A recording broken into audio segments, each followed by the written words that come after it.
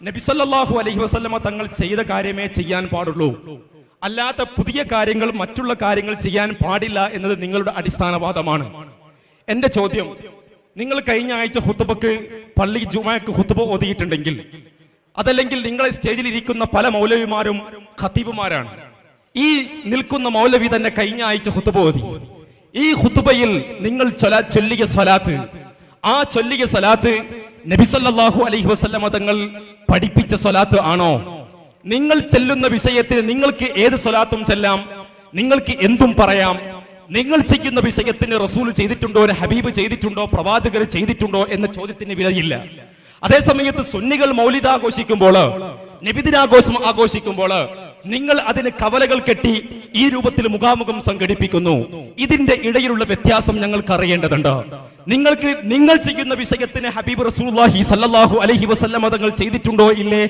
നിങ്ങൾ ചൊല്ലിയ സ്വലാത്ത്, ആ സ്വലാത്ത് നബി സല്ലല്ലാഹു അലൈഹി വസല്ലമ തങ്ങൾ ചൊല്ലിയിട്ടുണ്ടോ ഇല്ലേ? അതിനെ സംബന്ധിച്ചൊന്നും വഹാബികൾക്ക് ചോദിക്കാനില്ല, മൗലവിമാർക്ക് പറയാനില്ല, അതിനെ സംബന്ധിച്ച് യാതൊരു ചർച്ചയുമില്ല. അതേസമയത്ത് സുന്നികൾ ഏതെങ്കിലും സ്വലാത്ത് ചൊല്ലുമ്പോൾ, മൗലിദ് സംഘടിപ്പിക്കുമ്പോൾ, നബിദിനാഘോഷം സംഘടിപ്പിക്കുമ്പോൾ അതിനെ നിങ്ങൾ റസൂലുള്ളാഹി സ്വല്ലല്ലാഹു അലൈഹി വസല്ലമ തങ്ങൾ ചെയ്തിട്ടുണ്ടോ ഇല്ലേ എന്ന് ചോദിക്കുന്നു. എന്താണ് ഇതിന്റെ ഇടയിലുള്ള മാനദണ്ഡം എന്നാണ് ഞങ്ങൾക്ക് അറിയേണ്ടത്. അൽഹംദുലില്ലാഹ്. അപ്പൊ ഏറി വന്നപ്പോ രണ്ട് കാര്യം തെളിയും. ഞങ്ങളെ സ്വലാത്ത് നബി പഠിപ്പിച്ചിട്ടില്ല, നിങ്ങളെ മൗലിദ് നബി പഠിപ്പിച്ചിട്ടില്ല. ഇതിലിപ്പോ തെളിയാൻ പോണത്, ഇതാണിപ്പോ തെളിയാൻ പോണത്. അപ്പൊ നിങ്ങൾക്ക് നബി ചെയ്യാത്ത നിങ്ങൾക്ക് ചെയ്യാം, ഞങ്ങൾക്ക് ചെയ്യാൻ പറ്റൂലേ എന്നാണ് ഇപ്പൊ വിഷയം. അപ്പൊ നിങ്ങൾ ചെയ്ത ഏതായാലും നബി ചെയ്യാത്തതാണ്, ഞങ്ങൾ ചെയ്ത് നബി ചെയ്തതാണ്, ചെയ്യാൻ പഠിപ്പിച്ചതാണ്. അല്ലാത്തൊന്ന് ചെയ്യുന്നുണ്ടോ എവിടെ ചൂണ്ടിക്കാണിച്ചോ ഇൻഷാ അല്ലാഹ് തിരുത്തും. പക്ഷെ ഞങ്ങളെ ഖുത്ബയിൽ ചോദ്യം മാത്രം, ഉത്തരം ശ്രദ്ധിക്കും. മുസ്തേരെ ഉത്തരം ശ്രദ്ധിക്കും. അല്ല അത് പോരാ, ഉത്തരം ശ്രദ്ധിക്കണം, ചോദിക്കാൻ മാത്രം പോരാ. കഴിഞ്ഞ വെള്ളിയാഴ്ച ഞങ്ങൾ ആരുടെയും സദസ്സിൽ നിങ്ങളെ കണ്ടിട്ടില്ല. അതുകൊണ്ട് ഞങ്ങൾ ചൊല്ലിയ സ്വലാത്ത് ഏതാണ് എന്ന് നിങ്ങൾക്ക് എങ്ങനെ മനസ്സിലായി? അല്ലാഹു അഅലം. എന്റെ ഖുത്ബയിൽ ഞാൻ ചൊല്ലിയ സ്വലാത്ത് എന്റെ ഹബീബ് പഠിപ്പിച്ച സ്വലാത്ത് തന്നെയാണ്, ഒരു സംശയവുമില്ല. കഴിഞ്ഞ വെള്ളിയാഴ്ച എന്റെ ഖുത്ബയിൽ ഞങ്ങളൊക്കെ ചൊല്ലിയ സ്വലാത്ത് അല്ലാഹുമ്മ സ്വല്ലി അലാ മുഹമ്മദിൻ വഅലാ ആലി മുഹമ്മദിൻ കമാ സ്വല്ലൈത അലാ ഇബ്രാഹിം വഅലാ ആലി ഇബ്രാഹിം ഇന്നക ഹമീദും മജീദ് എന്ന സ്വലാത്ത് അത് ഹബീബ് തങ്ങൾ പഠിപ്പിച്ചു തന്നെയാണ്. ഇനി പഠിപ്പിക്കാത്ത സ്വലാത്തും ചൊല്ലാം, ഒരു പ്രശ്നവുമില്ല. അല്ലാഹു അക്ബർ, ഒരു സംശയമില്ല. അടുത്തിനും തക്ബീർ ചൊല്ലാം, അടുത്തത് പറയുമ്പോഴും ഈ തക്ബീർ വേണം. അപ്പൊ അല്ലാഹു അബൂബക്കർ എന്ന് പറയരുത്. അപ്പൊ നബി തങ്ങൾ പഠിപ്പിക്കാത്ത സ്വലാത്തും ചൊല്ലാം, പക്ഷേ നാരിയാ സ്വലാത്ത് പറ്റില്ല, കമാലിയാ സ്വലാത്ത് പറ്റില്ല, താജു സ്വലാത്ത് പറ്റില്ല. എന്തുകൊണ്ട്? ആ സ്വലാത്തിന് പ്രത്യേക രീതിയും പ്രത്യേക എണ്ണവും പ്രത്യേക പ്രതിഫലവും നിങ്ങൾ പഠിപ്പിക്കുന്നു. അവിടെ ബിദ്അത്തായി മാറുന്നു. അതാണ് ഇസ്ലാമിന്റെ അടിസ്ഥാനം. കുറച്ചൊക്കെ കേൾക്കി, ഇങ്ങനെയൊക്കെ വയത് കേൾക്കുള്ളൂ. അതാണ് ബിദ്അത്തിന്റെ അടിസ്ഥാനം. നബി തങ്ങൾ പ്രത്യേകമായി പഠിപ്പിച്ചത് പ്രത്യേകമായി ചെയ്യുക, നബി പൊതുവായി പഠിപ്പിച്ചത് പൊതുവായി ചെയ്യുക. നബി പൊതുവായി പഠിപ്പിച്ചതിൽ നമ്മുടെ വക സവിശേഷത കൽപ്പിക്കാൻ പാടില്ല. നാരിയാ സ്വലാത്തിൽ അത് വെച്ചു, അവിടെയാണ് പ്രശ്നം. നാരിയാ സ്വലാത്തിനെ പറ്റി പറഞ്ഞത് എന്താണ്?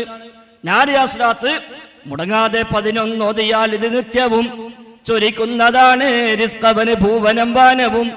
സുബ്ഹിക്ക് ശേഷം ആയിരിക്കൽ വേണ്ടതാ എന്നുള്ള നിയമം ഓർത്തവൻ ചൊല്ലേണ്ടതാ. ദിവസവും 11 പ്രാവശ്യം സുബ്ഹിക്ക് ശേഷം ചൊല്ലിയാൽ ആകാശഭൂമികൾ റിസ്ക് ചൊരിഞ്ഞു കൊടുക്കും. ഇത് പറയാൻ അള്ളാഹുവിനോ അവന്റെ റസൂലിനോ മാത്രമേ അധികാരമുള്ളൂ. അവിടെ അങ്ങോട്ട് 11 വിട്ടാ പിന്നെ 44, പിന്നെ 100, പിന്നെ 333, 444, പിന്നെ 1000, അവസാനം അതിന്റെ 4000 വേണ്ടുന്നതാ. 440 4 ചേർന്നതാ. ഈ അതത് മുഴുവൻ ഓതിയാൽ ക്ഷണം തന്നെ ഏതൊരു അസീറും സാധ്യമായി വരും പൊന്നേ. അവസാന എണ്ണം 4444. അത് ചൊല്ലിയാൽ ഏത് പ്രയാസമുള്ള കാര്യവും അതോടുകൂടി എളുപ്പമായി കിട്ടും.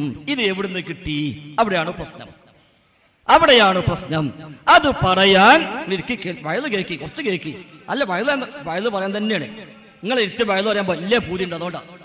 അപ്പൊ നബിതങ്ങൾ പഠിപ്പിക്കാത്ത ഒരു എണ്ണം, നബിതങ്ങൾ പഠിപ്പിക്കാത്തൊരു വണ്ണം, നബിതങ്ങൾ പഠിപ്പിക്കാത്തൊരു രീതി, നബിതങ്ങൾ പഠിപ്പിക്കാത്ത ഒരു പ്രതിഫലം വാഗ്ദാനം ചെയ്യുമ്പോൾ അത് ബിദ്അത്തായി മാറുന്നു. അതേസമയം സ്വലാത്ത് എന്ന പൊതു അർത്ഥത്തിൽ ആ ആശയം കിട്ടുന്ന ഏതുമാകാം, ഒരു പ്രശ്നവുമില്ല. അപ്പൊ നാരിയാ സ്വലാത്തും നിങ്ങൾ ഇരിക്കേ. അതെ ഉസ്താദ്, നിങ്ങൾക്ക് ഇതൊക്കെ അറിയാം. നിങ്ങൾക്കിതെല്ലാം അറിയാം, ഈ കൂടുതൽ അറിയില്ല. നിങ്ങൾക്ക് എല്ലാം അറിയാം, നിങ്ങൾ ഫുള്ള് കിതാബുലെ മനുഷ്യന്മാരല്ലേ, ഇവരൊക്കെ അങ്ങനെയല്ലോ. അപ്പൊ നാടന്മാർക്കും തിരണ്ടേ, നമ്മളുണ്ടാളും മാത്രമാണെങ്കിൽ നമ്മൾ വിലയിരുന്ന പോലെ. അപ്പൊ ഈ കൂടെ മനുഷ്യന്മാർക്കും മനസ്സിലാവണല്ലോ. അപ്പൊ നബി സല്ലല്ലാഹു അലൈഹി വസല്ലം തങ്ങൾ പൊതുവായി പഠിപ്പിച്ചതിനെ പൊതുവായി സ്വീകരിക്കാം. അതിന് നമ്മുടെ വക പ്രത്യേകമായ എണ്ണമോ വണ്ണമോ രീതിയോ നിശ്ചയിച്ചുകൂടാ. അങ്ങനെ നിശ്ചയിക്കുമ്പോൾ അത് ബിദ്അത്തായി മാറി. എന്നാൽ റബീഉൽ അവ്വൽ മാസം അങ്ങനെയാണോ നിങ്ങൾ ആഘോഷിക്കുന്നത്? അല്ല. നേരത്തെ വായിച്ചു, എന്ത്? ലൈലത്തുൽ ഖദ്റിനേക്കാൾ പുണ്യമാണ്, ലൈലത്തുൽ ഖദ്റിനേക്കാൾ പുണ്യമാണ്. ലൈലത്തുൽ ഖദ്ർ ഏതാ? ലൈലത്തുൽ ഖദ്രി ഖൈറും മിൻ അൽഫി ശഹർ. ഖുർആനിൽ ഒരു അധ്യായം സൂറത്ത് തന്നെ ഉണ്ട് ലൈലത്തുൽ ഖദ്റിനെ പറ്റി. അതിനേക്കാൾ പുണ്യമാണെന്ന് പറയുമ്പോൾ ചുരുങ്ങിയത് 2 അധ്യായം ഉണ്ടാവണ്ടേ? വേണ്ട, ഒന്നെങ്കിലും അതും ഉണ്ടായില്ല. ഒരു ഹദീസ് ഉണ്ടോ? ഇല്ല. മാത്രവുമല്ല 3 ഈദ്, 1 ഈദുൽ ഫിത്ർ, 2 ഈദുൽ അദ്ഹ, 3 ഈദു മൗലിദി റസൂലുള്ളാഹി സ്വല്ലല്ലാഹു അലൈഹി വസല്ലം. ഈദുൽ ഫിത്ർ എവിടെ വന്നത്? ഖുർആൻ സൂചിപ്പിച്ചു, ഹദീസിൽ വ്യക്തമായി വന്നു. ഈദുൽ അദ്ഹ ഖുർആൻ സൂചിപ്പിച്ചു, ഹദീസിൽ വ്യക്തമായി പഠിപ്പിക്കപ്പെട്ടു. ഈദ് മൗലിദി റസൂലില്ല, ഖുർആൻ പറഞ്ഞിട്ടില്ല, ഹദീസിലും വന്നിട്ടില്ല. അവിടെയാണ് വ്യത്യാസം. അപ്പൊ നിങ്ങൾ ചെയ്യുന്നത് നബി പഠിപ്പിക്കാത്ത അവിടെ ഞങ്ങൾക്കും ചെയ്തു എന്നാണ് നമ്മൾ രണ്ടൂട്ടം ചെയ്യാൻ പാടില്ല. നബി പഠിപ്പിക്കാത്തത് ചെയ്യാൻ അനുവാദമുള്ള മേഖലയുണ്ട്, അവിടെ ചെയ്യാം.